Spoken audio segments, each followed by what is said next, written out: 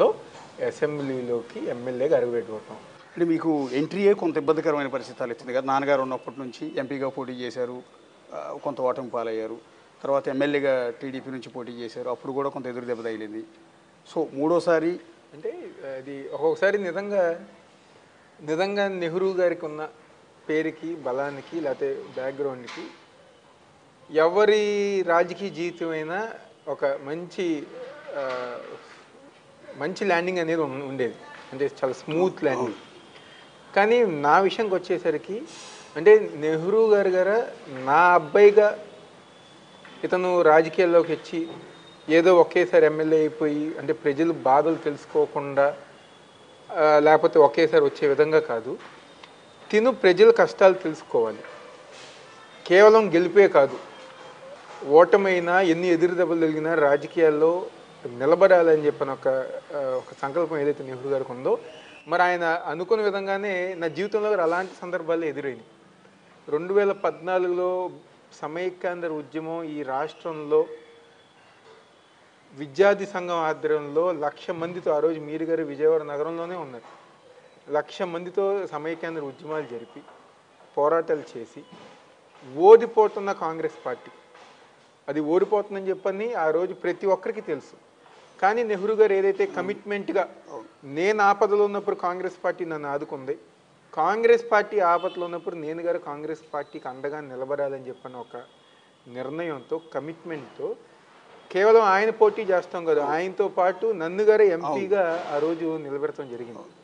So ఆ సందర్భంలో ఆ రోజు మేమందరం అన్నాం, మీరందరూ గారు నెహ్రూ గారితో అన్నాం, ఆ రోజు ఇప్పుడున్న పరిస్థితుల్లో కాంగ్రెస్ ఓటేయరు, కాంగ్రెస్ గెలిచే అవకాశం లేదు, అయినా కూడా ఎందుకంటే ఆయన బలి చేస్తున్నారు మీరు అంటే ఆయన అన్నమాట, ఎగ్జాక్ట్లీ అన్నమాట. సేమ్ కమిట్మెంట్, నమ్మిన పార్టీని వదిలిపెట్టమన్నారు. ఎంతో మంది అంటే కాంగ్రెస్ పార్టీయే మా జీవితం అనుకున్న పెద్ద పెద్ద నాయకులు గారు ఈ జిల్లాలో కాంగ్రెస్ పార్టీ ఆపద ఉన్నప్పుడు వదిలేసి వెళ్ళిపోతే, ఈరోజు నెహ్రూ గారు ఒక నమ్మకంగా నాయకుడిగా నేను మాటిచ్చాను కాంగ్రెస్ పార్టీకి ఆదుకోవాలని చెప్పని విధంగా.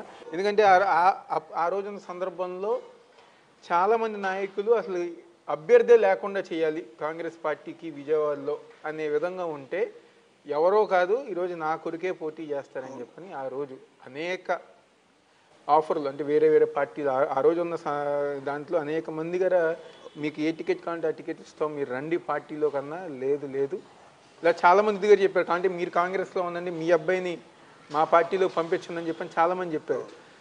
ఇక్కడ ఒకటే గడప ఉంటుంది, ఇద్దరిది ఒకటే గడప ఉంటుంది, కాంగ్రెస్లోనే పోటీ చేస్తామని చెప్పారు. ఓడిపోయిన తర్వాత గారు ఏమీ లేని కాంగ్రెస్ పార్టీని ఆ రోజుల్లో ధర్నాలు కానివ్వండి, ప్రభుత్వ వ్యతిరేక కార్యక్రమాలు కానివ్వండి, అలాంటి ఎన్నో కార్యక్రమాలు గారు యువజన కాంగ్రెస్ రాష్ట్ర అధ్యక్షుడు గారు నేను చేస్తాం.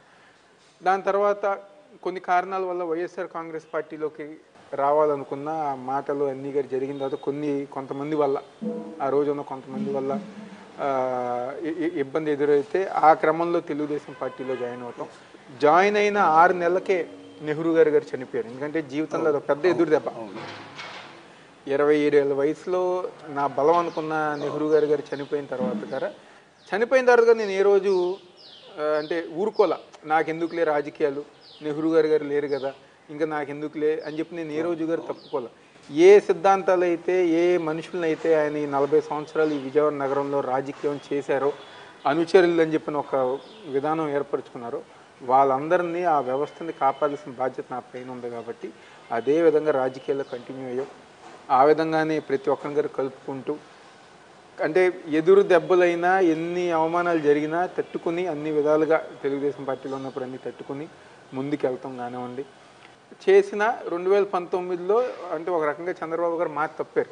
నెహ్రూ గారు జాయిన్ అయినప్పుడు ఒక మాట చెప్పారు, మళ్ళీ ఆయన చనిపోయిన తర్వాత కొన్ని రోజులకి, మళ్ళీ చనిపోయే ముందు ఎలక్షన్ టైంకి మళ్ళీ మాట తప్పి, అప్పుడు సరే ఏదో ఒకటి మనం చేయాలని చెప్పిన ఒక ఉద్దేశంతో 2019 గురువారం వెళ్తాం.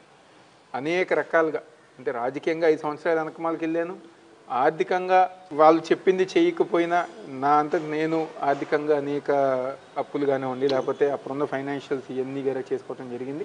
ఏదేమైనా 2019 గారు ఓడిపోవటం గారు జరిగింది. 2 సార్లు ఓడిపోయాం. కానీ అంటే ఇక్కడ ఒక మాట